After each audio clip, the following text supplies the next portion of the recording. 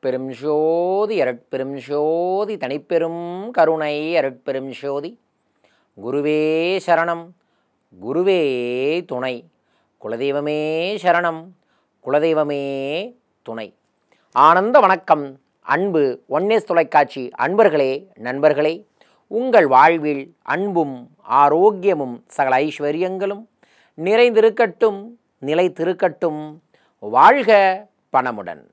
அன்பு அன்பர்களே, குபேர கடாட்சத்தில் இன்று நாம் பார்க்க இருப்பது செல்வ ஆகர்ஷணத்திற்கு மிக உகந்த நேரம் எது? இதை பற்றி தான் இன்று பார்க்க போகின்றோம்.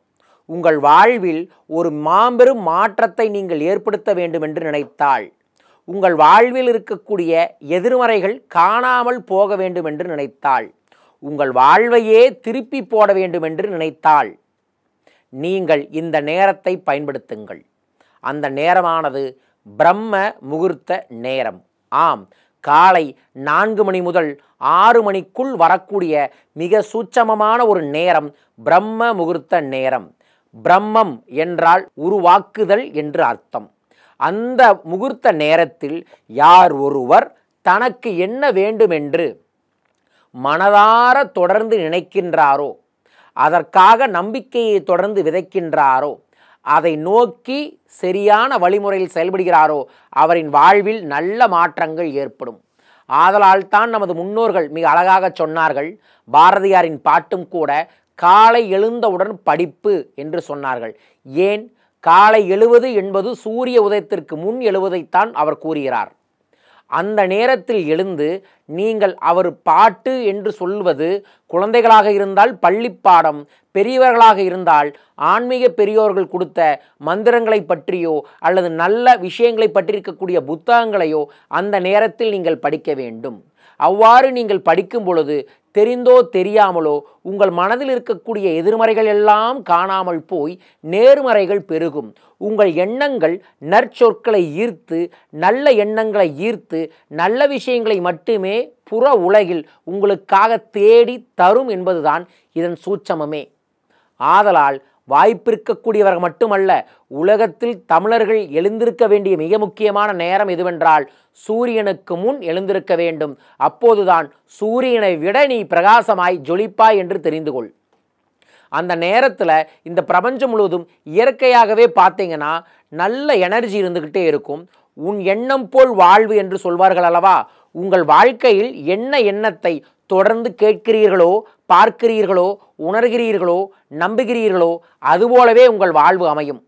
அதன்படி நீங்கள் நல்ல எண்ணங்களை பிரம்ம முகூர்த்த நேரத்தில் தொடர்ந்து உங்களுக்குள் விதைத்து கொண்டே இருந்தால் விதை எவ்வாறு இருக்கின்றதோ விளைச்சலும் அவ்வாறே இருக்கும் என்பதை தெரிந்து கொள்ளுங்கள். அவரையை விதைச்சா அவரை, துவரையை விதைச்சா துவரை. நீங்கள் விதைக்கக்கூடியது நல்லதாக இருந்தால் நல்லதே ஏற்படும், தீயதாக இருந்தால் தீயதே ஏற்படும்.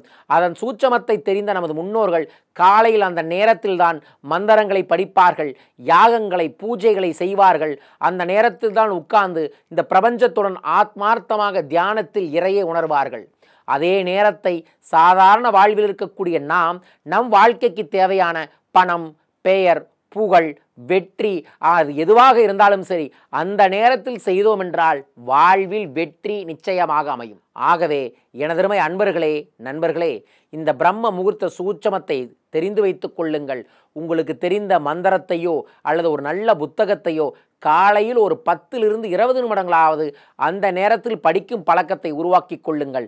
அவ்வாறு நீங்கள் செயல்படுத்தும் பொழுது உங்களையே அறியாமல் உங்கள் வாழ்வில் நீங்கள் சகல ஐஸ்வர்யங்களையும் ஈர்க்க முடியும். பிரம்ம முகூர்த்தம் என்பது காலை 4 மணியிலிருந்து 6 மணிக்குள். இதை தொடர்ந்து 48 நாட்கள் யார் ஒரு விரதமாக இருந்து கடைபிடிக்கிறார்களோ, அவர்கள் எதற்காக இது இருந்தார்களோ அது நடந்தே தீரும். ஏனென்றால் 48 என்பது ஒரு மனிதன் தொடர்ந்து செய்தால் அந்த வழக்கத்திலேயே பழக்கத்திலேயே வாழ்க்கை முறையும் அமையும். உங்கள் வாழ்க்கை முறையிலும் இந்த பிரம்ம முகூர்த்தத்தில் எழுந்து இறை சக்தியை ஈர்த்து வெற்றியை அனுபவியுங்கள். சகல ஐஸ்வர்யங்களும் நிச்சயமாக பெருகும். நாளை மீண்டும் ஒரு அற்புதமான விஷயத்தில் குபேர கடாட்சத்தில் சந்திப்போம். வாழ்க பணமுடன். நன்றிகள் கோடி. ஆனந்தம்.